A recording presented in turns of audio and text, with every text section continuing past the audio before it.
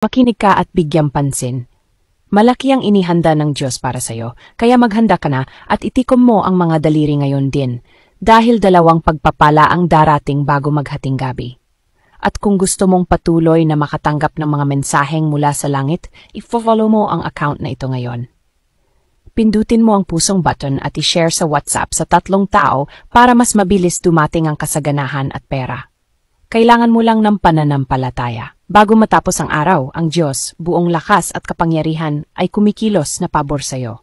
Ang unang pagpapala ay pera na hindi mo inaasahan, maaring isang bayad na hindi mo inaasahan, isang regalo, o isang oportunidad na magbabago ng direksyon ng buhay mo. Ang pangalawang pagpapala ay isang biyahe na hindi mo malilimutan. Maaring ito ang lugar na matagal mo nang pinapangarap o isang biglaang lakad na pupuno sa kaluluwa mo ng saya. Pero makinig, para mas mabilis mong matanggap ang mga biyayang ito, kailangan mong magtiwala, magbahagi, at kumilos. Pindutin mo ang pusong button ngayon, itap ang share, at ipadala ang salitang ito ng pananampalataya sa iba sa WhatsApp. Kapag nagbabahagi ka, binubuksan mo ang pintuan ng kasaganahan para pumasok sa buhay mo at sa buhay ng iba.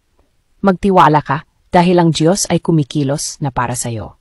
Anak ko, tingnan mo ang lahat ng button sa gilid. Pindutin mo silang lahat. Sa ganitong paraan, sinusuportahan mo ang salita ng Diyos. Ibahagi mo rin ito sa WhatsApp upang palaganapin ang salita at palakasin ang liwanag ng pananampalataya sa mundo bawat araw.